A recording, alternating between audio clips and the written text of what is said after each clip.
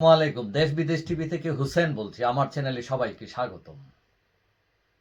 আজকে মঙ্গলবার, জাস্ট একটু আগেই ব্রিটিশ দূতাবাস, বাংলাদেশে যে দূতাবাস আছে ব্রিটেনের, সেই দূতাবাস একটা সতর্কতা জারি করেছে। সেই সতর্কতাটা তারা কি বলছে সেটা একটু আমি বলি।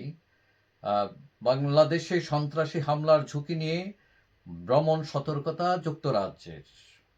বাংলাদেশে সন্ত্রাসী হামলার ঝুঁকি নিয়ে সতর্ক করেছে যুক্তরাজ্য। আজ মঙ্গলবার ঢাকার যুক্তরাজ্যের হাইকমিশন বিদেশি নাগরিকদের বাংলাদেশ ভ্রমণ বিষয়ক পরামর্শে এই সতর্কতা জানিয়েছে। হালনাগাদ সতর্কতায় বলা হয়েছে, নির্বিচার সন্ত্রাসী হামলা চালানো হতে পারে।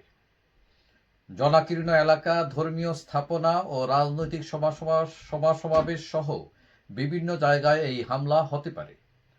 যুক্তরাজ্যের হাইকমিশন বলছে, কিছু গোষ্ঠী এমন ব্যক্তিদের টার্গেট করেছে যাদের ইসলাম পরিপন্থী জীবনাচরণ ও মতামত রয়েছে বলে তারা মনে করে। হাইকমিশন আরও বলছে, মাঝে মধ্যে সংখ্যালঘু ধর্মীয় গোষ্ঠীর বিরুদ্ধে হামলা হয়েছে ও পুলিশ ও নিরাপত্তা বাহিনীকে টার্গেট করা হয়েছে। প্রধান শহরগুলিতে এসব হামলায় বিস্ফোরক ব্যবহার করা হয়েছে।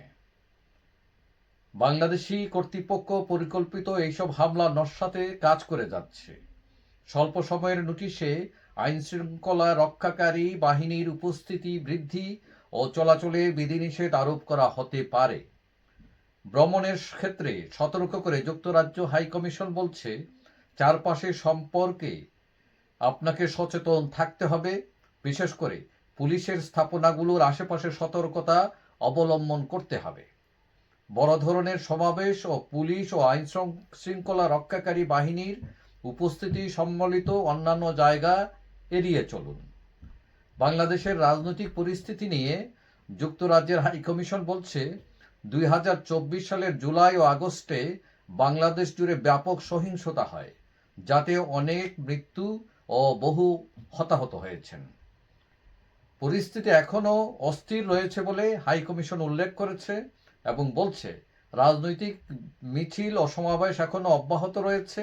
এগুলো দ্রুত সহিংস হয়ে উঠতে পারে, যা আইনশৃঙ্খলা রক্ষাকারী বাহিনীর সঙ্গে সংঘর্ষে রূপ নিতে পারে। দেশজুড়ে শহর ও নগরে বিক্ষোভ ও ধর্মঘটের সময় সহিংসতা, ভাঙচুর, অগ্নিসংযোগের ঘটনা ঘটতে পারে।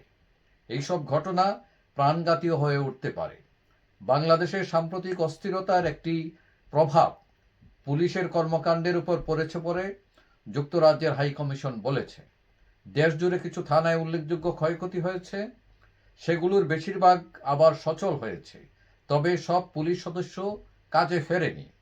ঢাকা অন্যান্য শহরে অপরাধী চক্রের তৎপরতা রয়েছে বলে উল্লেখ করেছে হাইকমিশন। ডাকাতি, সহিংস অপরাধ ও ধর্ষণের ঝুঁকি নিয়ে সতর্ক করেছে তারা। এখন কথা হলো, যুক্তরাজ্য হাইকমিশন এতগুলো কথা কেন বলল? কারণ তার ইন্টারেস্ট আছে। আপনারা জানেন, লন্ডনকে বলা হয় তৃতীয় বাংলা। প্রায় 6.5 লাখ লোক এখানে, বাংলাদেশি লোক বসবাস করে এই ব্রিটেনে, এবং তাদের ঘন ঘন যাতায়াত রয়েছে বাংলাদেশে। এবং এই জন্য এই সতর্কতা বিশেষ করে, এবং ইউরোপের যে অন্যান্য দেশ যারা, তারা হয়তো সেটা ফলো করতে পারেন। এবং কেউ কেউ মনে করেন যে এর আগে, কয়েকদিন আগে, যে যুক্তরাজ্য পার্লামেন্টের অল পার্টি একটা গ্রুপ যেটা একটা প্রতিবেদন দিয়েছে এবং ইউনূস সরকারের বিভিন্ন সমালোচনা করেছে তারা, কেউ কেউ মনে করছেন যে যুক্তরাজ্য আওয়ামী লীগের পিছনে কাজ করছে। আবার কেউ কেউ মনে করেন যে শেখ হাসিনার ভাগিনী টিউলিপ সিদ্দিকী, যিনি এখন এমপি এবং প্রতিমন্ত্রী, তিনিও এর পিছনে কাজ করতে পারেন বলে কেউ কেউ মনে করছেন। যাই হোক, এই সংবাদ হয়তো আওয়ামী লীগের পক্ষে গিয়েছে বলে অনেকেই মনে করেন। আবার অনেকে মনে করেন যে এই যে যুক্তরাজ্য যে হাইকমিশন যে রিপোর্ট দিয়েছে, সেটা হয়তো সরকার একমত না হতে পারে সেটার সাথে। যাই হোক, সবাই ভালো থাকবেন এবং সবাই সতর্ক থাকবেন, বিশেষ করে বাংলাদেশে গেলে। কারণ বাংলাদেশের পরিস্থিতিটা এখন ঠিক সাধারণ, মানে নর্মাল অবস্থায় নেই। সুতরাং কেউ যদি কাজে যান, বেড়াতে যান, যেভাবেই যান না কেন একটু সতর্কতা অবলম্বন করে চলা ভালো। যাই হোক, সবাই ভালো থাকবেন। আশা করি দেখা হবে অন্য কোনো ভিডিওতে ইনশাল্লাহ। আল্লাহ হাফেজ।